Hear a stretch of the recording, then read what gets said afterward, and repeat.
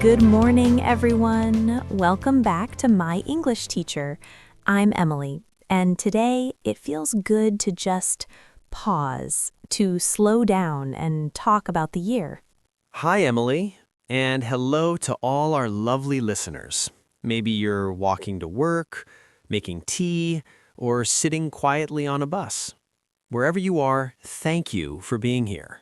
Paul, you look so peaceful today, like you just came back from a holiday. I wish, but yes, I feel good. The sun is out, I have my favorite tea, I slept well, and I'm happy to chat with you. That's great. I feel good too, but I'm also feeling a little nostalgic today. Nostalgic. That's a nice word. What made you feel that way? Well, the year is ending. A new one is about to start. It makes me think about everything that's happened. I know that feeling. The end of the year always makes me look back, like I'm replaying memories in my head. Yes, and some memories make us smile, some make us quiet, but they all remind us how fast time moves. Exactly. Time really flies. I still remember last January like it was just a few weeks ago. Same here. I remember the first day of the year. I stayed home, I made a big breakfast. It felt like a fresh start. That sounds lovely. For me, the year moved quickly because I was always doing something. What kind of things? Work, a little bit of travel, I met new people, I laughed. I also had some hard days. Sounds full. I had a similar year. Some months flew by, but others felt so slow. Really? Which months were slow? February, definitely February. It was cold, it rained every day. I didn't go out much. It felt like winter would never end. I get that. Cold days always feel longer. But the warm months, they disappear.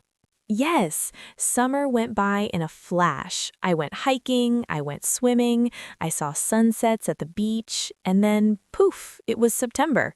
Fun times always go fast. Maybe because we enjoy them so much, we don't feel the time passing.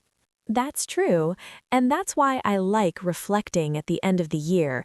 It helps me remember all those little moments. I agree. Looking back helps us see things more clearly. Sometimes we forget how much we've done. So true. And speaking of looking back, I want to ask you something. Oh, what is it? What was one thing you did last year that made you proud? Let me think. I started something new. Oh, tell me. I started learning to play the guitar. Really, that's amazing. I didn't know that. Yeah, it was hard at first. My fingers hurt, I couldn't remember the chords, but I kept going. Did you take lessons? Yes, online.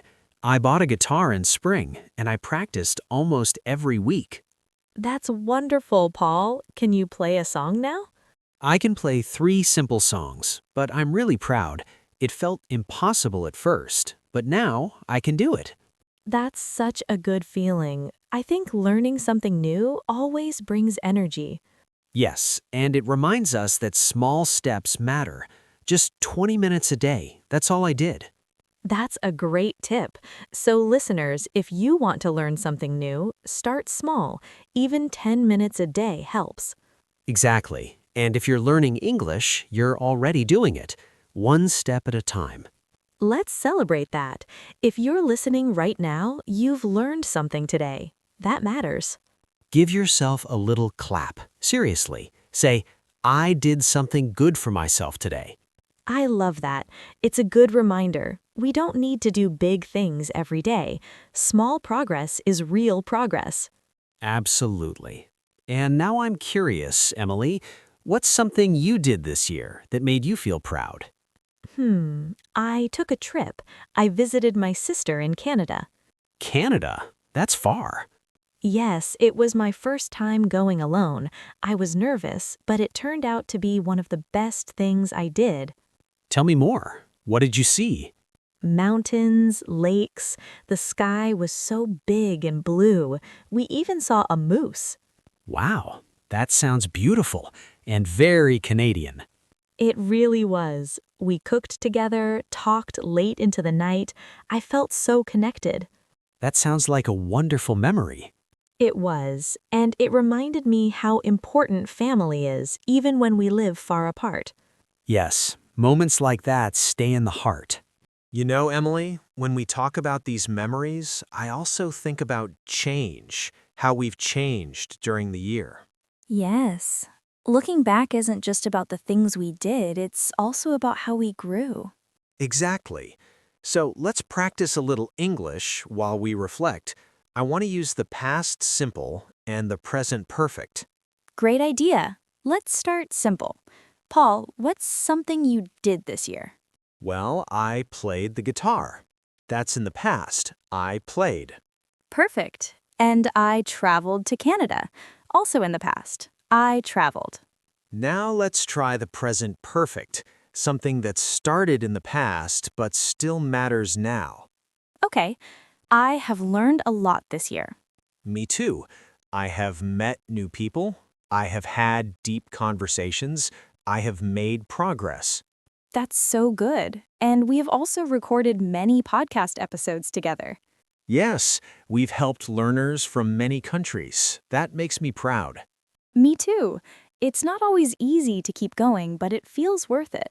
Absolutely. So let's go a bit deeper. Not just what we did, but how we changed. Okay, I'll start. I think I have become calmer this year. Calmer? That's a beautiful change. What helped you? I started doing yoga, just 10 minutes a day. I breathe slowly, I stretch, I focus on the present. That sounds very peaceful. Has it helped with stress? Yes, I used to get nervous easily. Now I feel more balanced. Yoga has really helped. I've heard great things about yoga. Maybe I should try it next year. You should. Even just a few minutes a day can make a big difference. Okay, my turn. I think I have become more adventurous with food.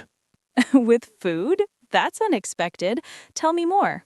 Well, I used to eat the same things sandwiches, pasta, rice, nothing too spicy or strange. A comfort zone diet. Exactly. But this year, I tried new dishes. I have eaten sushi, spicy curry, and even seaweed soup. Wow, that's impressive. What did you think? Some dishes surprised me. My mouth was on fire once, but I actually liked the challenge. Trying new food is fun. It's like travel for your taste buds. That's a nice way to put it. I've learned that being curious brings joy. Yes, and change doesn't always have to be big. Sometimes it's in small things, like food or breathing slowly. Exactly. The small steps help us become new versions of ourselves. Paul, I have a big question for you now. A big one. I'm ready. Go ahead. Take your time. I'll sip my tea while you reflect.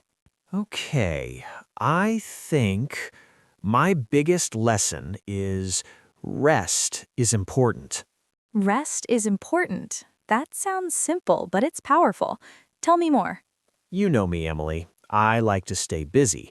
I work hard, I plan a lot, I want to be useful. Yes, you're always doing something. But I didn't rest enough. Last year, I felt tired all the time. I pushed myself too hard. That's not good. No. So this year, I changed. I let myself slow down. I took naps. I went to bed earlier. I even did nothing sometimes. Doing nothing is hard for busy people. I know. But when I rested, I worked better the next day. I had more ideas. I felt kinder. That's beautiful. So the lesson is rest is not a waste. It's part of the process. Exactly. I've learned that rest gives energy. It helps me grow. I love that. I think many of us need to hear that. What about you, Emily? What was your biggest lesson? Mine is about friendship. Friendship. Tell me more. This year, I had a tough week. My car broke down, I was sick, and my family was far away. Oh no, that sounds hard. It was. I felt lonely, but then my friends helped me. They brought me food, they checked on me, they made me feel safe. That's wonderful. Real friends show up when things are hard. Yes, I used to think friends were just for fun, but now I see they're family too. That's so true. We choose our friends, and they become our people. Exactly. So my lesson is appreciate your friends. Say thank you. Spend time with them. Let them know they matter. That's a lesson I'll carry with me too. Me too. And I hope our listeners think about their own lessons. Yes, even small lessons matter. Every step teaches something. The tired days, the quiet nights, the big changes, the little wins, they all count. So true. Looking back helps us move forward. Emily, do you think hard times are always bad? No, I don't. Of course, they're not fun when we go through them, but often they teach us something important. Yes, I agree. This year, the tired days taught me to rest, and your sick days taught you about friendship. Exactly. Sometimes pain brings wisdom. We grow through the hard parts, not just the happy ones. I like that mindset. So many times I made mistakes with my guitar, but I didn't quit. And now you can play 3 songs. That's progress. That's right, because I kept going, and I learned from the bad notes too.